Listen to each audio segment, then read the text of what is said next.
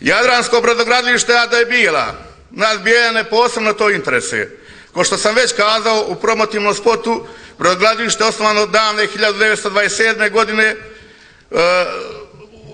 othranilo generacije Bijeljana, dalo ogroman doprinos razvoju Bijele, naše opštine i šire društvene zajednice.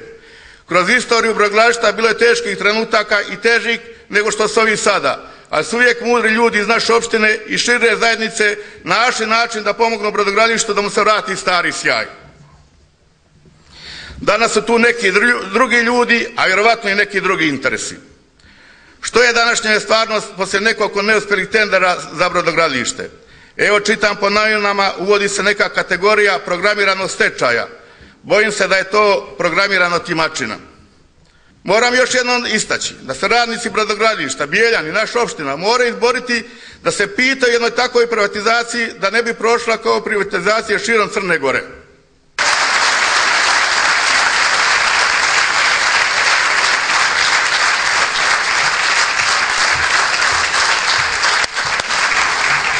Možda i nije bilo sasvim jednostavno sabiranje u ovu našu koaliciju, ali smo se veoma snažno, odlučno okupili na jedinstvenom pobjedničkom izbornom programu. I moram kazati da će ovo što je sada politička činjenica, naša koalicija Sačuvajmo novi, da će to biti i jeste dominantna politička snaga na lokalnoj političkoj sceni, a slobodan sam reći da može biti i uzor opozicionim političkim subjektima na republičkom nivou kako da se okupe u političku snagu koja ima potencijal da ruši odnarođeni režim u Podgorici. Braćo i sestre, pomaže Bog. Lako je to reći ovdje u Slobodarskoj Bijeloj, a posebna mi je čast i veliko zadovoljstvo što vam se obraćam sa istog mjesta odakle je moj pokojni otac poručio prije 14 godina da nikada više DPS neće ovdje doći na vlast.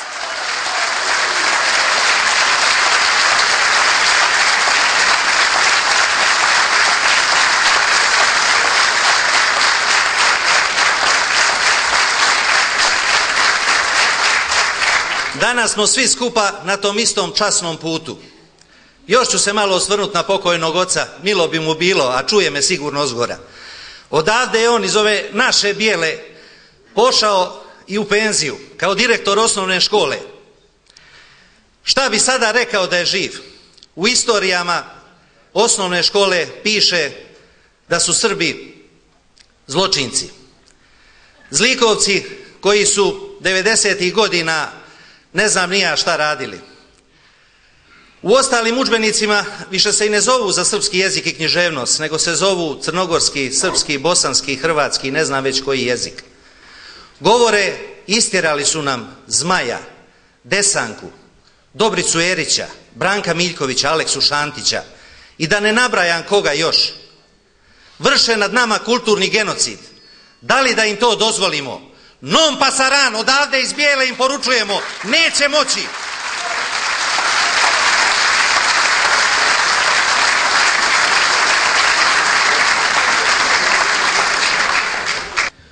Ovdje u Herceg Novom treba da se bogato živi.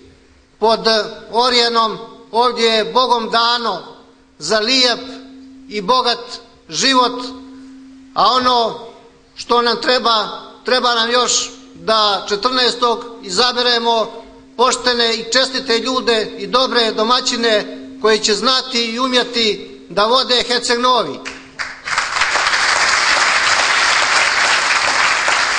A oni su na našoj listi. Demokratska partija socijalista, odnosno vlastodržci, su uništili sve što su mogli uništiti danas po Crnoj Gori, a i ovdje u Herceg Novom. Evo ovdje su nameračili brodogradilište, jer njima ne treba brodogradilište da bi se tamo radilo i zarađivalo za život, i oni su ga već namjerili da ga daju nekom tajkunu, da bi i oni imali korist od toga, da bi se dobro ugradili i hoće, vjerovali ili ne, da uvedu stečaj u brodogradilište, da ga pripreme za prodaju i za samo 7 miliona koliko vrijedi jedan dok, da prodaju to brodogradilište ali ćemo ih spriječiti na svaki mogući način.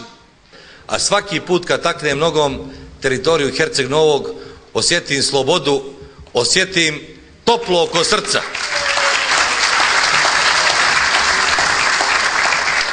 Herceg Novi je slobodna teritorija. Herceg Novi je, ja inače ne volim mnogo nepopulističke parole i vjerujte, ne ide mi to baš najbolje, ali večeras moram da kažem dobroveče Herceg Novi, dobroveče bastionu slobode, dobroveče bastionu opozicijoni u Crnoj Gori i prije svega i iznad svega Herceg Novi bastionu srpstva.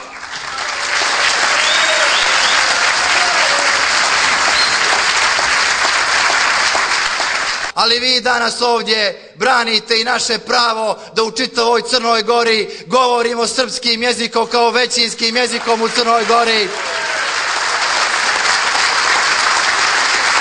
Da možemo da kažemo da smo pripadnici Mitropolije Crnogorsko-Primorske i Srpske pravoslavne crkve koja je stvarala Crnu Goru. I da možemo da kažemo da se borimo za svijetle vrijednosti na kojima je nastajala Crna Gora, ali ne ona privatna država koju su zaokružili 21. maja 2006. godine. Upravo jedan od tih koji je zaokružio crnogorski Stipe Mesić i potonji predsjednik Državne zajednice Srbija i Crna Gora, imao je tu čast da se nađe u vašem gradu, a ja vam izjavljujem iskreno saučešće zbog njegovog dolaska Svetozara Marovića u Herceg Novi. Herceg Novi je oduvijek bio simbol za velike poduhvate. Bijela je simbol Herceg Novoga, ova sala koja u svima nama budi neku posebnu emociju je simbol na velike pobjede koji smo odavde ostvarivali i vi večeras pokazujete jedno. Vi ste večeras garancija da ćemo odbraniti onu herojsku pobjedu iz aprila 2012. godine, jer koalicija Sačuvajmo Novi, za dobro Novog, za tvoje dobro, nema alternativu na ovim izborima.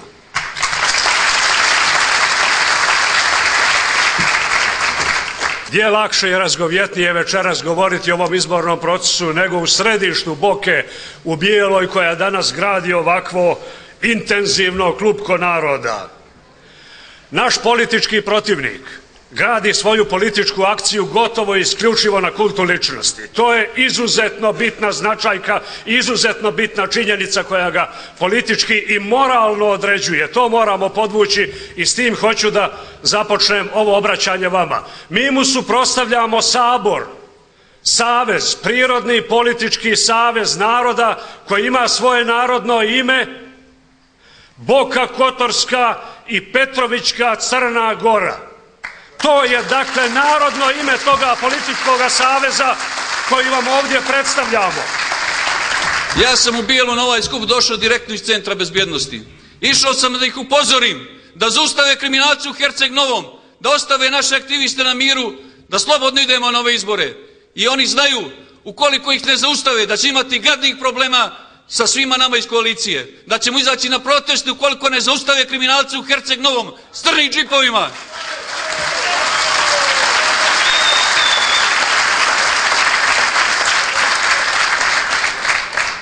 Da li glasanje u Skupštini Crne Gore za Mojdež, koji je najbolji primjer kako je uništeno jedno selo, preporučuje nas ili Demokratsku partiju socijalista?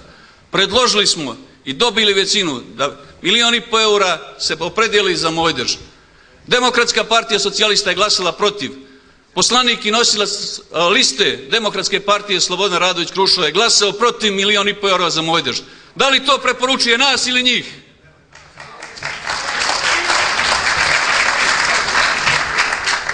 Da li glasanje o Bijeloj preporučuje nas ili njih?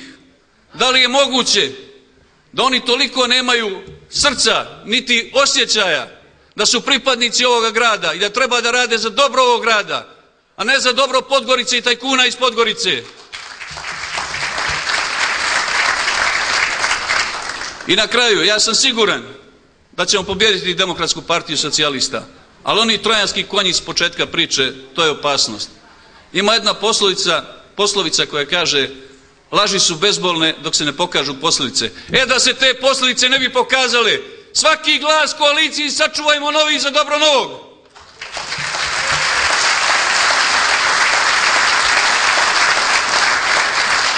U to ime ja vas pozdravljam i pozivam vas da 14. decembra svi glasamo za broj 3, za pobjedničku koaliciju sačuvajmo Novi za dobro Novog. Živjeli!